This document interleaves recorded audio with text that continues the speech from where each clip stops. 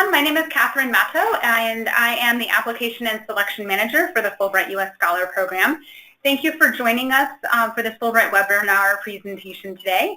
We offer an ongoing series of webinars throughout the competition cycle on a variety of topics, and today it's almost the application deadline, and we will focus on how to complete the application. Well, there's no time like today to start, as the application deadline, as I mentioned, is just a couple of days away.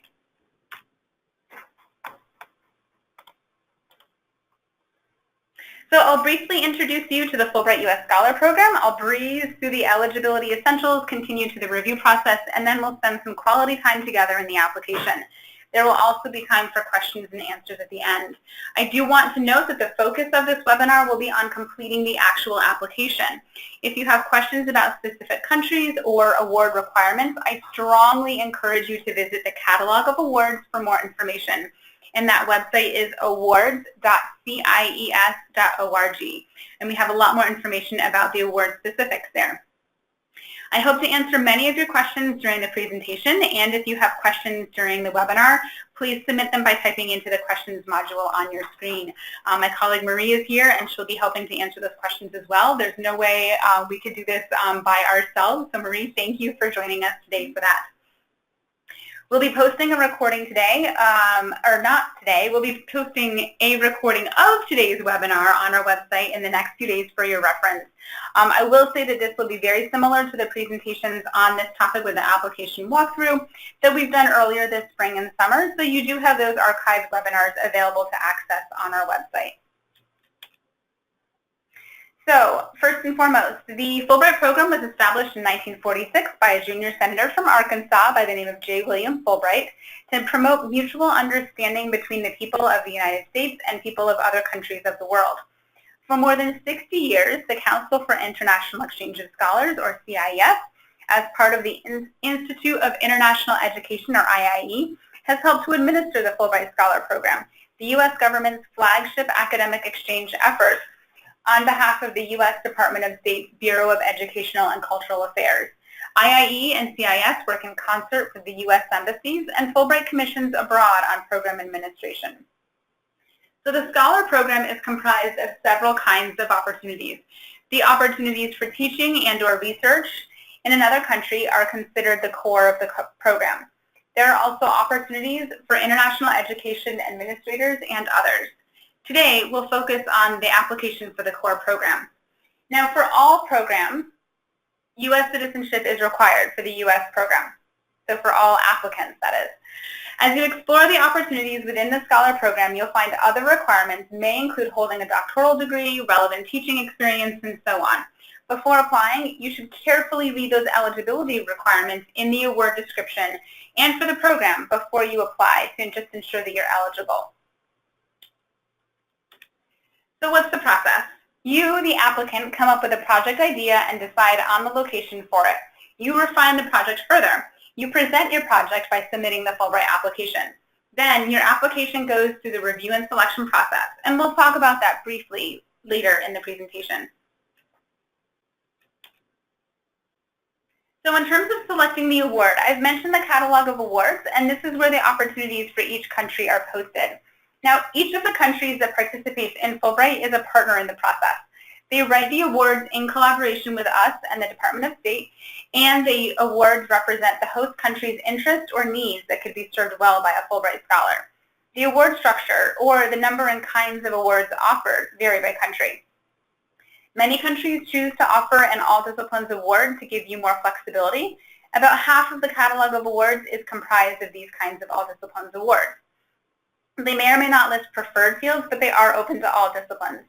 We encourage you to consider these awards. You may have a strong justification for the award, and it may be the only award in that country that fits your project or the location you want to go to. It could also be the only award that a country offers. Now, some countries also offer multiple awards, and if so, you'll want to pay close attention to the locations, the disciplines, and the award requirements, as these parameters are typically what distinguishes these awards from one another. Now you can search by broad categories, by discipline, and you can also use the advanced search function to further refine your search. And there's also a keyword search, so you can use that to search for specialization, for example. Now, while you're exploring the awards, consider the relevance of the country. Why here? What will the impact be on you and the host country and the community? As you read, consider your background and expertise to help find the award that best fits your experience and interests. Chances are there are many that could be a good match. You may wish to contact my colleagues, but honestly, I'd spend some time really reading the award description and comparing them. Applicants have let us know that sometimes printing them out and literally setting them side by side on a table to compare can be really helpful. I know it's a little old school for some of us, but it can still be pretty helpful. And then once you've chosen the award, you need to start putting your application together. So I know we've gotten some questions about what needs to go into the application and the page limits and that kind of thing. All of these descriptions of these components are on our website in greater detail. So the application form is online, the project statement, the CV or resume, all three of these are required for all applicants. The other thing that's required for all applicants are the letters of reference. And you'll find that 3 letters of reference are required in the application and for the program. We have more guidance on our website about who to choose to be your referee. Additional components depend on the applicant themselves, meaning they and the award that they're applying to. So if you're applying to a teaching award or a teaching research award, you'll have to include course outlines or syllabi. If you are applying to a research award or a teaching research award, then you would need to include bibliography. And I'll note that the bibliography is not the same as a biography. We've definitely had applicants get that confused. So the bibliography would be sort of like a literature review, typically a list of references that you would use for your proposed research. And this is required for people in all disciplines. Doesn't matter whether it's chemistry or photography. It's still required for any application that has that research component. The letter of invitation, we've definitely received questions about that, and we have a lot more guidance in terms of obtaining an invitation letter and where to upload that on our website, and we'll show you a little bit more about where and how to upload that in a few minutes. The language proficiency report is a piece that would be identified in the award description as to whether or not one is required. And that goes as well for the letter of invitation.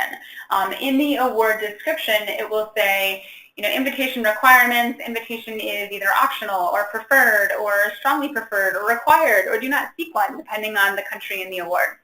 The language proficiency is on that same section where it may indicate that you may not need to have a foreign language to be successful on your grant to this particular country. And that's the case for most places. However, there are some countries where you may need French or you may need Spanish or other languages in order to be successful. And whether that's teaching or whether that's research would be further described in the award description typically.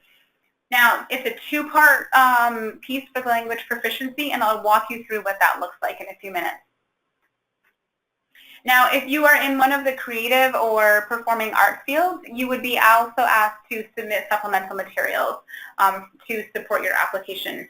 So, for example, if you're a photographer, you would upload materials that are representative of your work in photography. Okay, so for all of these documents, we have guidelines on our website as to the page limits and the formatting, whether it's single-spaced or double-spaced, 1-inch margins. I would generally assume 1-inch margins in 12-point font just to make it easier for everyone to read who is reviewing these documents, these applications. But let's take a look at the application and walk you through that. I'll show you actually from the awards catalog really quick.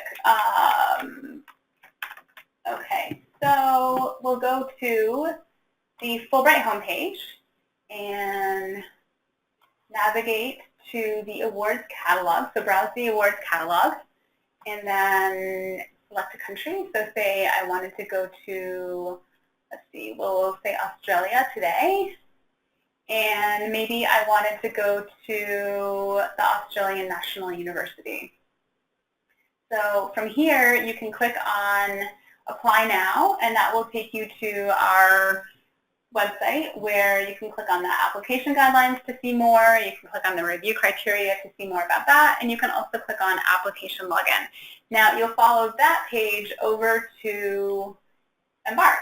And from here, you will open your application. Now, in this case, we've already logged in, and we've already started an application. So I'm going to jump you right into the preliminary questions here. So if you haven't logged in before, if you're just creating your application, it should be pretty straightforward. You'll enter basic information like your email address and a password. You'll get an email from Embark, and then follow those prompts, and you'll be able to log into your application. I do recommend saving a link to the application for easy reference later. So these first couple questions are asking you basically to show that you're eligible for the program. So the first question is, have you completed a previous grant in the past 2 years? We do have some eligibility requirements regarding that, so you can click on this link for more information about what that looks like. And then it's also asking if you're a U.S. citizen. If you're not a U.S. citizen, I would escape out of this presentation now. But first, listen to where I'm going to direct you to. You'll want to go to the U.S. Embassy in your country and go to their website and go look for more information about the Fulbright Scholar Program in that particular country, or the Fulbright Student Program, depending on where you are in your career. Now, on that note, I will say that this is the Fulbright Scholar Program that we're talking about. So if you are a student or you are planning to pursue independent research as a student, either for your dissertation or graduate degree requirements, then you would want to look at the Fulbright Student Program. The applications may look a little bit similar, but they get routed in really different directions, and they can't be transferred to the other. So we want you to be sure that you're applying to the right program. So we'll be continuing to talk about the Scholar Program for faculty and professionals as we proceed through this webinar. So this is where you would indicate the program that you're applying to. In this case, it's the Fulbright Scholar Program, the U.S. Scholar Program, because you've already indicated that you're a U.S. citizen and that you haven't had a grant in the past 2 years for Fulbright. And then you'll go in and click on the right options for your country selection here. So I had selected an award in Australia, so I will click that here. And the world region will automatically populate. The award number, let's see, I had selected the Australian National University for the award. The only option for this, this award is research. So that's the only one that I can select here. Now, if I had selected an award that allowed for other grant activities, you would want to use this drop-down to select the appropriate grant activity. And then you'll enter the start date and the start year and the grant length. And what you'll want to do is take a look at that award description, and I'm flipping over to that to say, okay, so this can be for 5 to 6 months, and it needs to begin in January or February 2020 in line with their academic year. So I will go over to my application, and I will say, okay, so let's do January 2020, because, hey, I'm on the East Coast, and maybe I want to escape the snow sooner, but I also have a really good legitimate academic reason to start my grant in January too. And it can be for 4 or 5 months. So I'll choose 5 months, because that's going to be just what I need for my project. And in this case, the award for Australia doesn't allow for flex, so I don't see flex indicated here. So it says flex option, no.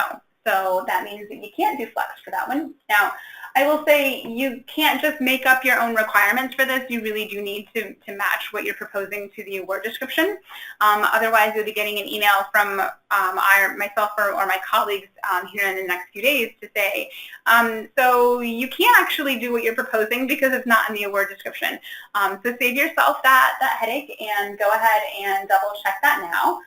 So in this case, I won't choose 2 segments, even though I would love to go to Australia twice for this grant. I'll choose not applicable. And then I'll click on Save and Next. Okay, and then I will enter my information here. So as you can see, we have test information here. So you'll want to fill out this appropriately. And I will say I'm going to capitalize this appropriately. We want to remind applicants to use proper capitalization as well, and to spell check as they go, and to complete all of the fields here. I will say that there are more asterisks and more notes within the application. So if you have questions, we have these notes here. We also have more information on our website. So if I were to go back over to that application tab and click on the application login, you can actually download a list of, or rather you can download the instructions. We have a PDF of instructions that's printable. So you can download that and print it out and have it right by your side while you're completing the application for easy reference for how to complete the different fields if you have any questions. Now, I think a question or two had come in about the disciplines and specializations. We'll be getting to that, but there is a place where you can also download the list of those disciplines and specializations to be able to complete that part of the application. So you'll go through and complete this question. All of these questions on this page. Are you a postdoctoral applicant? This doesn't mean have you ever completed your doctoral degree. This actually means like, are you a recent? Are you applying for a postdoctoral award? There are a number of awards that are open to those who are early in their careers and that are flagged as postdoc awards, and are seeking applicants who are postdocs. So in this case, it's defined as those within 5 years of obtaining their PhD at the time of the application, so as of right about now. Then you'll go through and enter your employment information. If your institution isn't listed, then you'll enter other you'll enter your institution here and enter other here. So basically the instructions that are right here, you'll want to follow those while putting in your employer information. Okay, so scrolling on down, you'll want to complete this page. And the zip code, I will say it does need to have that full 9-digit zip code. If you're not sure what your 9-digit zip code is, we've provided a link for you to help to locate that number. You'll enter your telephone and your work email as well. It is helpful to have 2 email addresses listed, one in the work email and one in the preferred email address. We will use the preferred email for communication with you, but if by chance we're not receiving responses from you at that email address, it can be helpful to have a second email listed somewhere in your application so we can try to track you down if we need to. Okay, so next, going over to the credentials section, you'll want to enter the number of degrees that you've earned, and you can use that drop down to do so, and then include your institution information here. These are text boxes and drop downs so you can select the appropriate information. If you have a degree that's not listed here, you can use the not specified option depending on that level of degree. And then please enter your degree conferral date. If your degree hasn't yet been conferred, please enter it as the date you anticipate it being conferred. This is, again, pretty helpful for those who are early in their careers and are maybe applying for one of those postdoctoral or early career awards.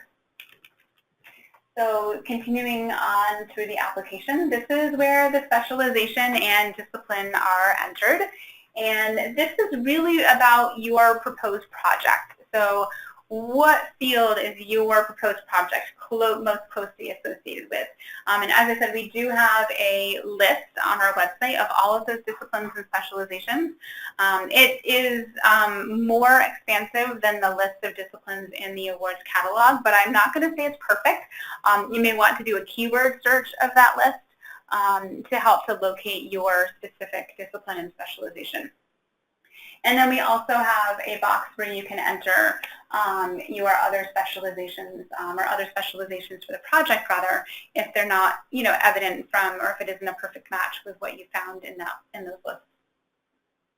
You'll also enter your 5 most significant accomplishments. So this is a text box. It does have a character limit in here of 700 characters. That includes spaces and punctuation and enters. So you would want to do something like accomplishment 1, accomplishment 2, etc. And you'll see, you may see on my screen that there's a red squiggly that indicates that I misspelled it. So just go back and check for those and correct any spelling that you need to. And continue on to the next page. the next section. Residence or professional trips abroad of 3 consecutive months or longer during the past 6 years. We ask for it for the past 6 years as we do have an eligibility requirement that applicants not have resided abroad for 5 of the last 6 years preceding the application. So we ask that you enter any trips that are longer than 3 months into the application here so that we can help to verify that eligibility. So you would enter that information here. So maybe you had spent some time in Antigua for a fellowship from, let's see,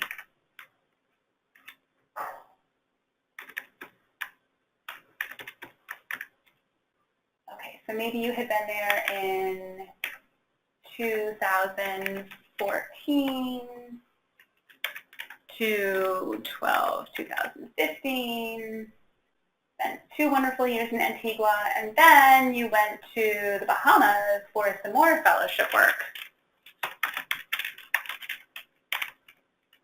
And you were there from January of 2016 through December of 2016. So you'd still be fine. But that way we would know and be able to look, check in your CV just to make sure that everything is all set for that. So if it had been longer, we might be in touch with you to ask some more questions. So if you've received a previous Fulbright grant, you'll enter that here. So I'm going to change that to 2. If you had had a Fulbright student grant, you would enter that here. If you had been on the Fulbright Hayes program or the teacher exchange, etc., you would enter those here.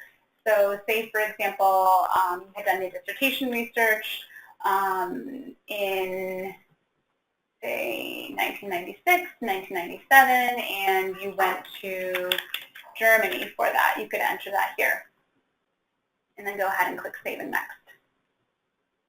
Then you add your personal information. We do ask that you spell everything out, so using the full words here for like place and street and avenue, etc. And that you enter all of that information, including that 9-digit zip code again. And again, we've provided that link for you to make that easy to locate those last 4 digits of your zip code. I know I can't remember my last 4 digits of my zip code, so I would be right there with you trying to look that up and putting in that information as I went. So the preferred email address, I do want to highlight on here because this is a piece that we use your preferred email address for our notifications. We won't mail you any letters about the status of your application. We will email you. So you'll want to use an email address here that you are going to be able to check over the coming months while we review the applications and let you know if we have any questions or if there's any updates. If your email address changes or if your address changes or what have you, please go ahead and contact us and just let us know and we can update your application for you. And we do ask your marital status, and this relates to a question a little bit further down the page. The employment eligibility is regarding work with the U.S. Department of State or the U.S. Agency for International Development, and we ask that you read through these and answer appropriately here. Now, where we ask for your marital status, this relates to the dependent information, because for the purpose of grant benefits, a dependent is either a spouse, a relative, say child, grandchild, parent, or sibling who is financially dependent on the applicant. And we'll ask for you to indicate the number of dependents that may be coming with you on your grant. And again, those accompanying dependents would be those who spend at least 80% of the grant period with the grantee abroad. So if your dependent is over the age of 21, they're actually not dependent on you financially, they're already out of college and they're living on their own, you don't have to enter them here, don't worry. It's really for the purposes of those who would be accompanying you on the grant. So perhaps, their information, going to take this on through, enter their information, will accompany, maybe, not sure yet. This is their child under 21, and their birth date is, let's see, 06, 7, Nope, not 72, that doesn't work. 06, 25, 2010, we'll say. Old enough to be in school, have lots of fun. Now, of course, I wasn't smart enough to think of a date that now enabled me to figure out what grade they'd be in, but I'm guessing they'll be going into 3rd when the grant comes around. Actually, I think that would be 4th. Okay, never mind my math. When you're figuring this out, you want to do the math and figure out what the grade they'll be in when you would be on the grant. The other piece of information on this page is it's about you, not the last of it, but another piece of it is the felony misdemeanor information. So if you've ever been convicted of a felony or misdemeanor or arrested for, indicted for, or charged with one, you'll want to indicate yes to these questions. Please just double check if you're answering, what your answer is to these questions. We will contact those separately outside of the review and selection process if you do answer yes. And we'll work with you to get appropriate information that's required for the review process. But again, it's a review for this piece of the process, not the actual review of their application. So there's more personal information that we collect that's, in this case, not required. And then your citizenship and personal information is entered here. Again, U.S. citizenship is required for this program. So if you are a naturalized citizen, you'll want to enter your date of naturalization, as well as answer the other questions here on this page. Okay, so references. We were talking a little bit ago about there being 3 referees required. And I'm scrolling through the application instructions quickly, but I hope you spend some time reading them and looking at them a little bit more carefully. So I have already entered 3 people to be referees here. If you needed to delete someone, you could. So what you could do is remove 1 and press the plus icon and enter.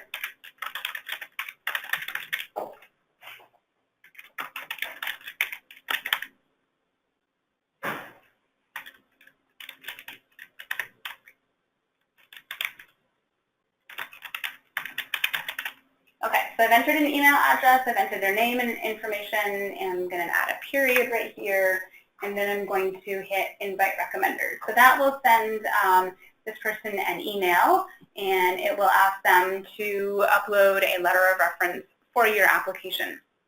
They will get the email from Embark, so it'll be from noreply@embark.com. So you may want to email your referees to let them know that this will be coming and that they should get that letter of reference in just as soon as possible. Now, I started to say invitation letter, and I want to note that the invitation letters should not be uploaded as letters of reference. Those are separate documents, and there's a separate place to upload them. Similarly, the letter of reference and the letter of invitation should be provided by different people. So if you are expecting an invitation letter for your award, for your application, that would be provided by someone different at that same institution if you're receiving a letter of reference from someone at that same institution. So in this case, I'm applying, my application is for the Australian National University. If I've already been working with them, one person in the department might be submitting the letter of reference and another person might be submitting the letter of invitation. And submitting the letter of invitation would be emailing you the actual letter of invitation so you can upload that to your application. Okay, so save and next. Actually, let me go back really quick to the references because you can see the status of them, and I wanted to highlight that so this reference has already been submitted. This reference, they've opened the email, but they haven't actually uploaded the letter yet. So when you're logged in, you can actually click on that resend button and have the email sent to them again to say, hey, just a reminder, we'd like you to do this. It'd be great to submit my, to support my application. And then for this one, you can also resend that link if it's been a few days and they haven't had a chance to open that and submit your letter.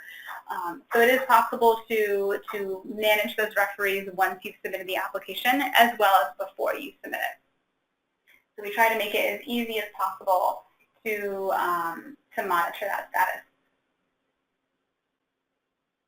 So the foreign language proficiency requirement. So it really depends on the award description, and I know I pulled up Australia where there isn't a language requirement. So let me quickly find an award that does have one. So let's try Morocco. No, that is definitely not how you spell Morocco. There we go. And we'll click on there, All Disciplines Award, and see it already looks a little bit different. For this award, you can do different grant activities. There's 5 grants. There's a little bit more flexibility. This is one example of how the awards can just be different between different countries or even in the same country. So in this case, they're saying that for research-only applicants, you have to have proficiency in Arabic, Amazigh or Berber or French, depending on the topic and the location of the field work. And then they go on to explain that a little bit further. And then for teaching or teaching research applicants, you may need to have Arabic or French, depending on the grant activities. And then they further, go on to explain what that looks like in terms of the language of instruction in classrooms in Morocco. So this is where you would want to look at these instructions. If it doesn't say anything about a self-evaluation or about a language proficiency report, then you should be fine. Generally, the assumption is that you don't have to have these, except for where it does say that you have to. So you want to look carefully at those language requirements and complete that self-evaluation and the formal report if you need to. So in this case, I'm going to say that it is required. Even though I realize that I'm applying, in my initial application for Australia. But it'll show you, you have to do the self-evaluation, and then you have to register your external language evaluator in the section below, rather. So relevant languages in this case would be French, and so then you would enter your competency levels here. Now, I will say if you are a native speaker, then you would not need to have, you may not need to have that formal evaluation. So that's when you would go up and say, I'm a native speaker of the language required, and in that case, do not register an external evaluator. So you may be asking, well, do I have to do this for English? No, English is the kind of assumed language. So English may not be your first language, but it is the language that we assume all of our applicants can speak and would be speaking on their grant. So this is where you would add up to 2 other languages in addition to the first that you had already entered, and they're listed there. And this is where you would do the self-evaluation of that language. So if you were entering one language, you're just going to, actually let's do 2. So if you were going to Morocco, and you needed to have Arabic, and you were also going to Morocco,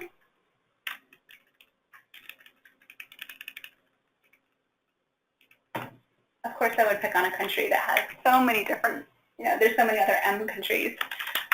Okay, and then maybe choose French.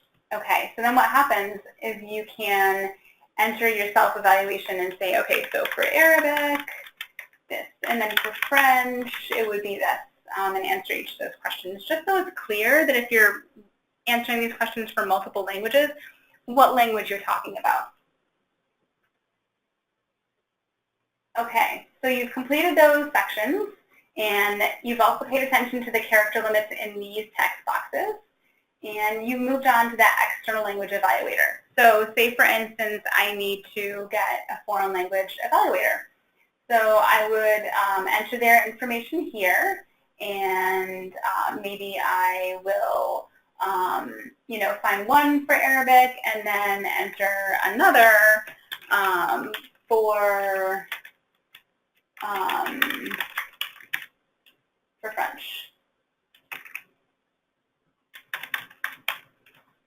And I'm going to fix that box.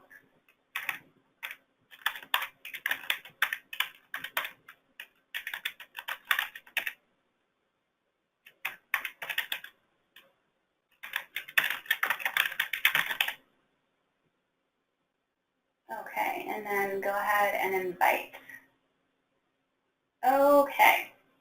And then you can manage those. So once one is submitted, it will show just as it does in the language, in the letter of reference section, it'll show that one is submitted or that it's opened or invited, and you can use that same resend or remove if you need to swap someone out.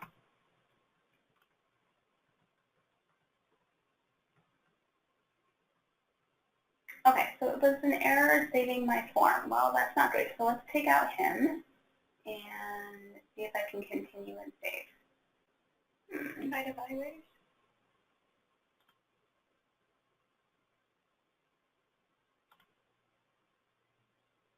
No.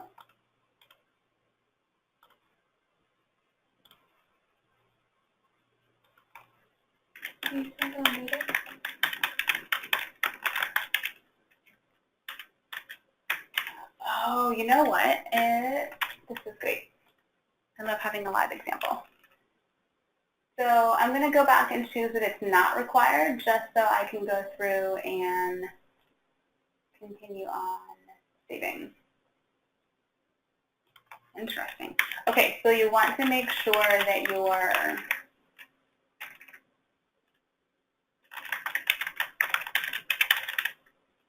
information is correct here. So you'll want to double check that the email address is spelled correctly. Otherwise, of course, then it won't get to your referee or your evaluator, depending on which section you're in. And then you should be able to go ahead and click Save and Next. And it still doesn't like it. Okay, so that should not be happening to you. I think it's an issue with our test application here. So you can go ahead and scroll up to the project details and continue on. Oh, there might be.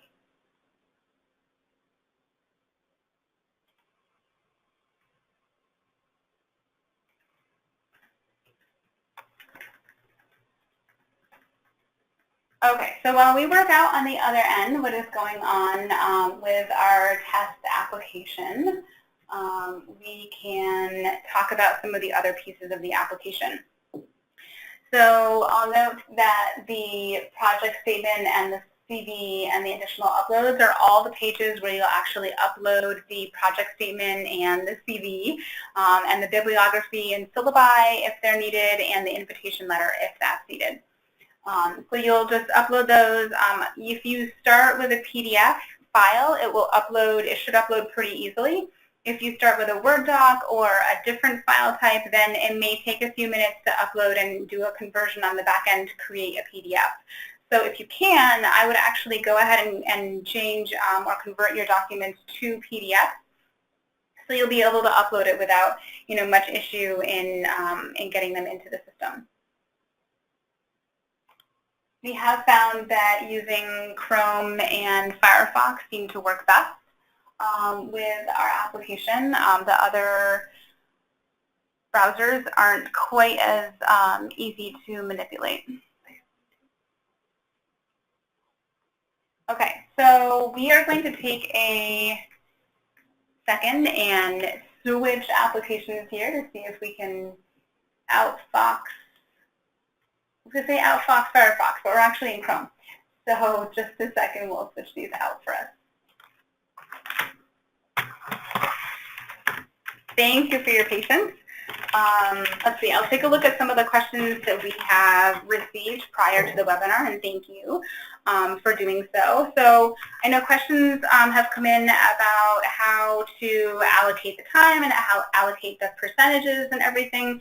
So if you were applying for a teaching and research grant, then I would check the award description to see if there's a defined split in how to split your time. So for example, there may be an award where it says, you have to do 80% of your time on teaching and 20% on research. Well, then it's pretty well, described. Others may not, and may leave it up to you as the applicant to decide what that split will look like.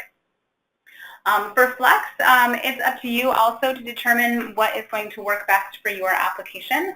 And Marie, thank you for getting us into the second test application that we have. We're over here on the project details, so it's a perfectly timed question and section of the application. So you'll enter your project title here. Where we say great project, we would be a little bit more description, or descriptive rather. So I would enter something that's a little bit more of a summary of what your project is in the way of a title. You want to be considerate of text limit or character limit here, but also, not make it so brief that it's basically, civil engineering. Okay, great, but what is it that you're proposing to do? What's the title of this project? And then you'll, in the next box, provide an abstract or a summary of the project. Now, there is a character limit on this box as well of 700 characters, so it really is meant to be a concise summary. And it will let you know if you've gone over those limits. And then you would enter your preferred host institution if you have one, and you can go ahead and start typing into the box. Many boxes you can start typing into when it comes to an institution name, and it will populate with what you're looking for. If it doesn't populate with what you're looking for, go ahead and use that other institution box and follow the instructions here.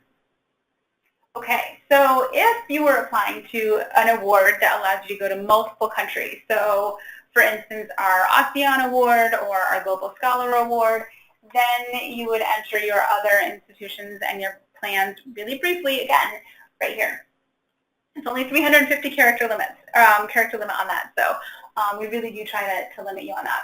Now, for some countries and some awards, they don't want you to seek an invitation letter. They don't actually want you to do a lot of research on where you might be going. They might be placing you directly after you've applied and been selected. So in that case, you would say no. If you were looking for an invitation, looking for a host, you could say letter sought. And of course, if you have one, you would say yes, I've received one. And then there's some questions about your willingness to consider other awards.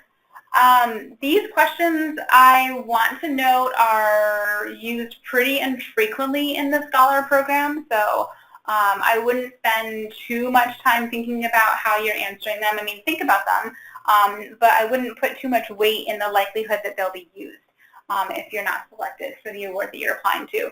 And your application really should be tailored to the one award that you're applying to, and not kind of a hodgepodge of, well, if I can do this, then I'll, go, if I can do this here, I'll do that, or I can do this there, I'll do that. You only have 5 pages in your project statement. Use those 5 pages to really focus on what you want to do and why you want to be in this particular country and how you're going to do it. Now, speaking of what you're going to be doing, we have questions on the ethical requirements that I encourage you to read carefully before answering those questions and continuing on to the next page. Okay, so there's uploads. So I promised that there is a place where we had more information about what the format and content guidelines were for each of our pages where you can upload a document. And for the project statement, I'll walk you through that briefly, but it's going to look the same for the other documents. So for the project statement, you would click on Upload File, and then you would take a look for the document that you're looking for, and then you would click on Open, not Cancel, you click on Open, and then it will upload. So you've got a document right there, and it will show you right then and there that that's been uploaded. And actually, let me kind of show you what that looks like.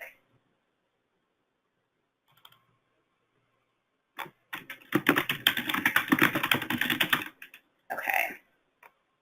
File. Save.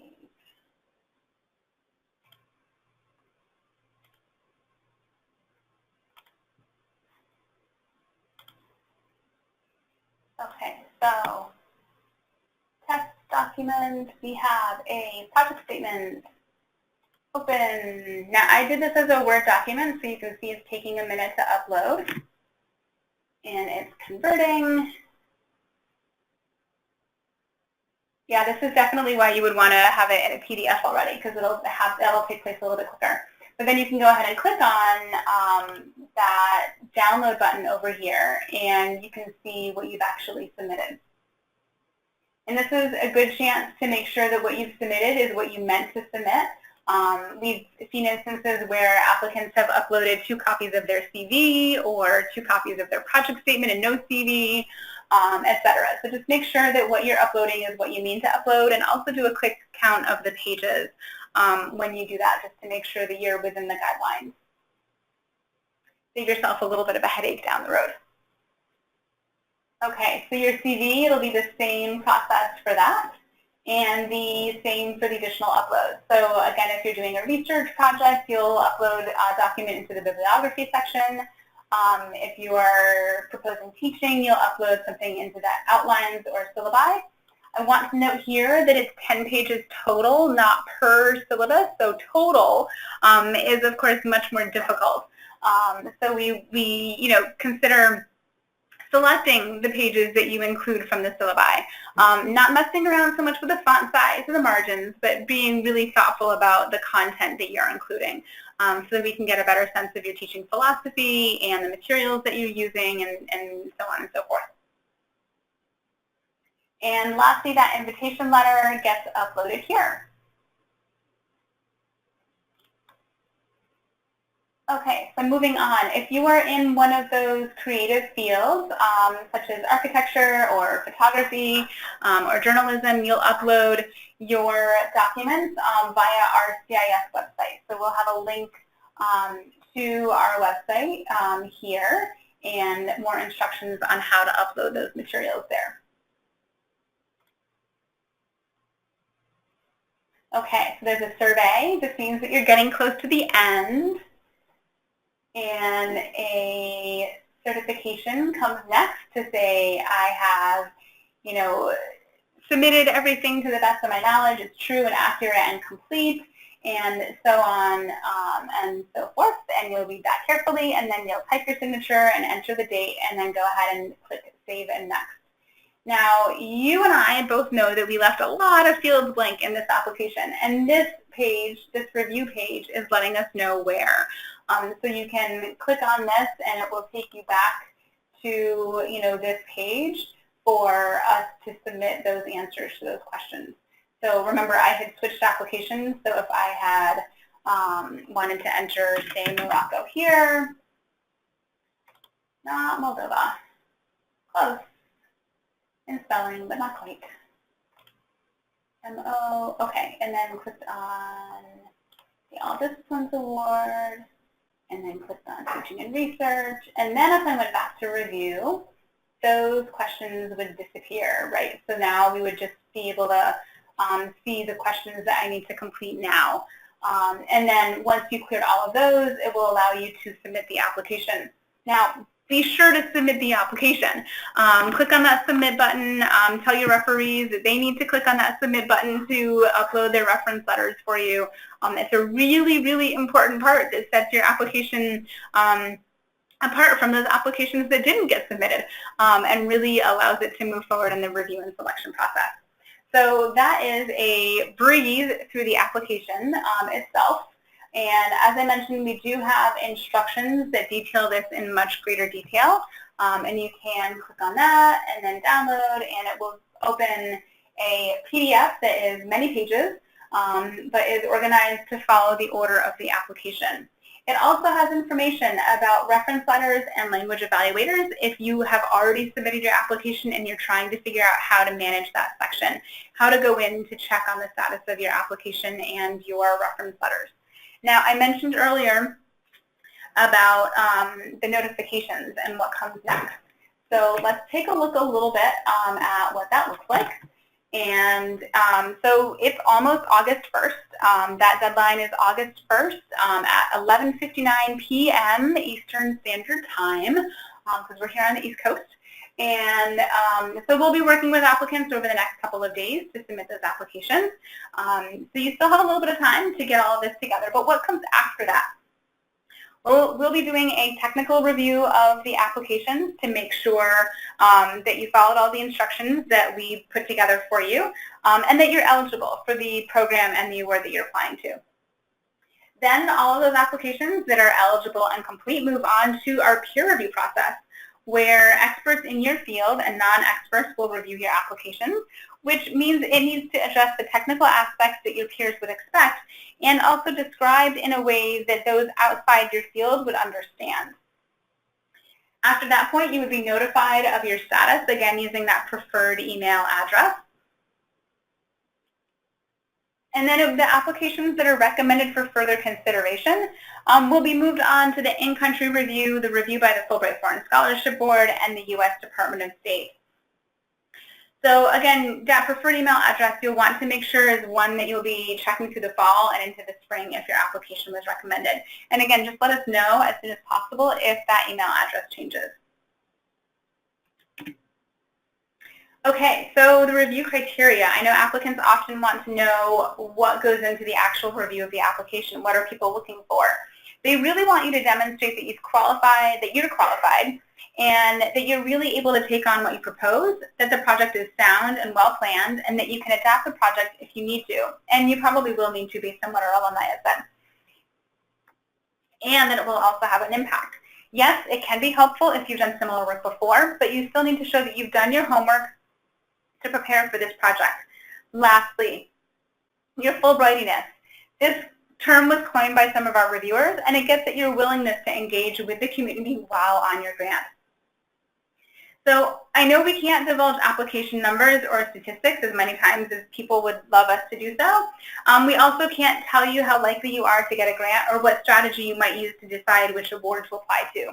However, we do encourage you to apply to an award that best fits your expertise and interest. And interest is important. If you're not keen on the location, that lack of enthusiasm will often come through in your project statement, sometimes subtly, sometimes not so much. And lastly, as I talk, the application deadline, as you know, is in just a couple of days. Unfortunately, my colleagues aren't able to review project statements or applications at this time, but we suggest that you reach out to your colleagues for their feedback on your application before you apply. Okay, so some resources. Again, that catalog of awards is a really great place to look for the parameters and the requirements for these individual awards, and are really great for making sure that you're hitting all of the different pieces of the application components that you need to have.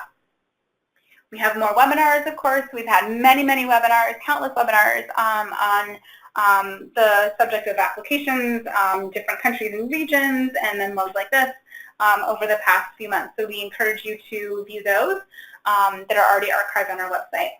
I did want to highlight the Fulbright Scholar Directory. That's our alumni directory.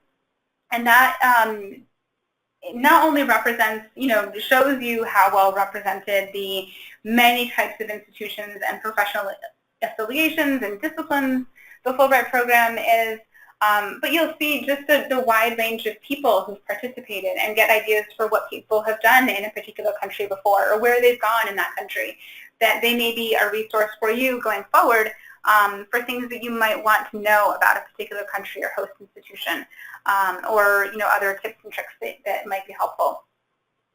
So I'm about to start answering questions. If you haven't already, you can go ahead and use that text box to answer questions. I know Marie's been typing away over here too. We'll do our best to get to them all. You can also email us after the webinar. So without further ado, let's open up that questions box. I'm only a little bit scared. So there have been a couple questions about can or should you put in-text citations in your project statement referring to the bibliography? So that's a great question, and you can honestly, you can do either. The bibliography is really what that's there for, where the citations would count toward your 5-page limit. So if you kind of want to free up some space in that project statement to talk more about your project, that would be kind of the way that I would go about doing that. In terms of the languages, it isn't necessary to list all languages that you're proficient in. Really just focus on the ones that are most relevant to your project. For listing all degrees that you have, they should be on your CV, but it is helpful to put those into the application. It shouldn't take you too much time to list those out. And it's a nice place to have there be an easy summary for applicants. Okay, so this is a question about the project statement. For teaching and research applications, how many pages can that project statement be? I know you would love for me to tell you that it's 10, but it's still 5. So regardless of the type of grant activity, it's still a 5-page limit for that project statement.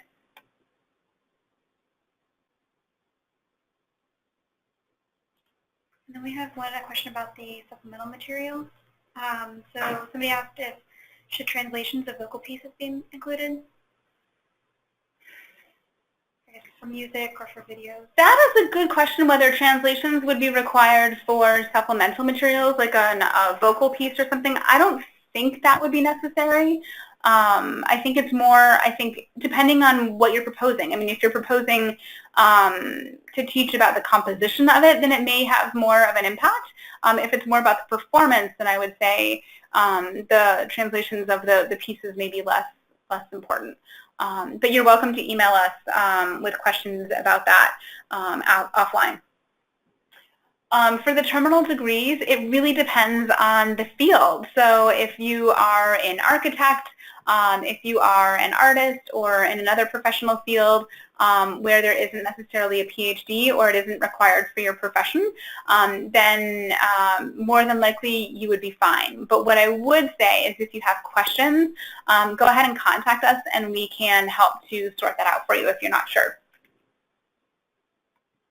Okay, in any of the documents, you can definitely include page numbers.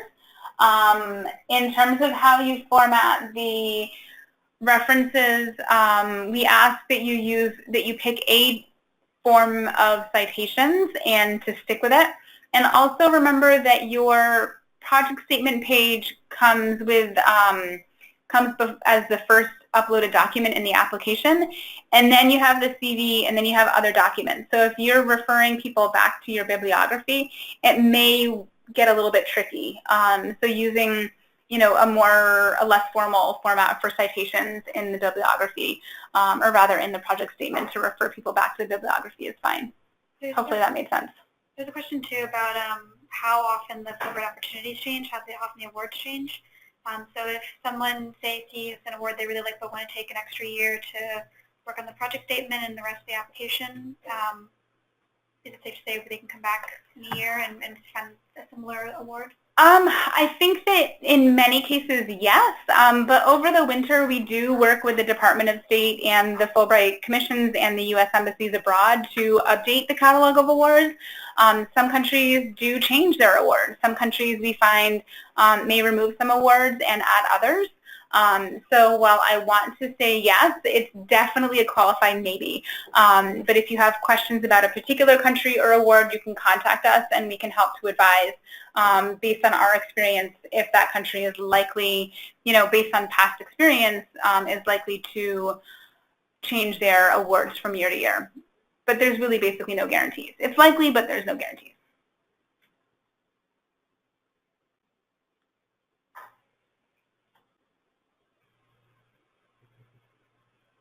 And what's the latest someone can send in a letter of invitation? Say as soon as possible? I would say as soon as possible. If you're not sure if you'll be able to get it by August 1, I would say contact us. Use that in the award description. There is an email address like South Central Asia or Western Hemisphere. I would use that email address to email to ask any questions, especially if the invitation is required for that particular award.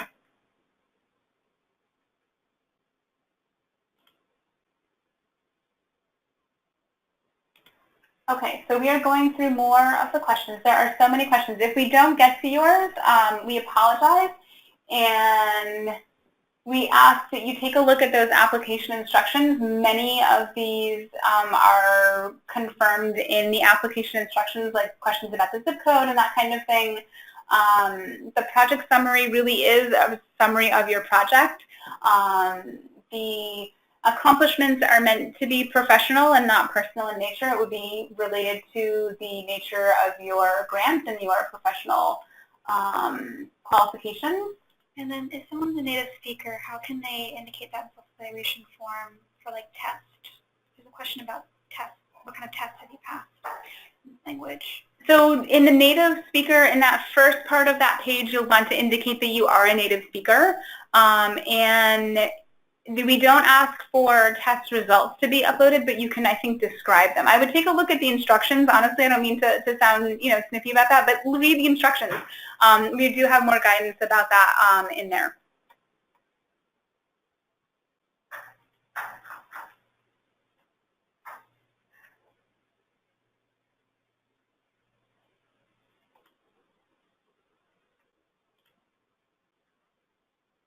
Okay, so we are just about out of time, and I wanted to say thank you before I answer a couple of last questions.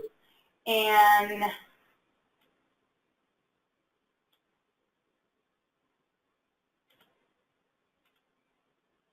thank you for your time in this afternoon and for your patience in listening to the quiet spaces here while I read through the questions. If you have submitted your application and need to make some edits, please email us.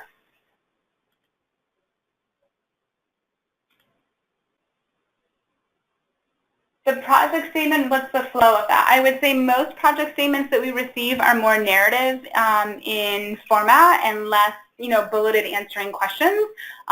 You'll want to think of it as a proposal, right? Where it's going to depend a little bit on the field that you're coming from, but generally speaking, they are much more they flow in that presentation overall. So thank you again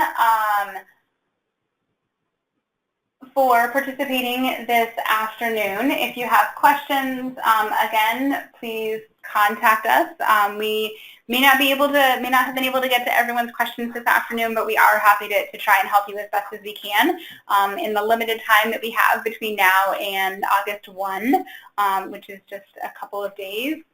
Countdown in hours has begun, I think.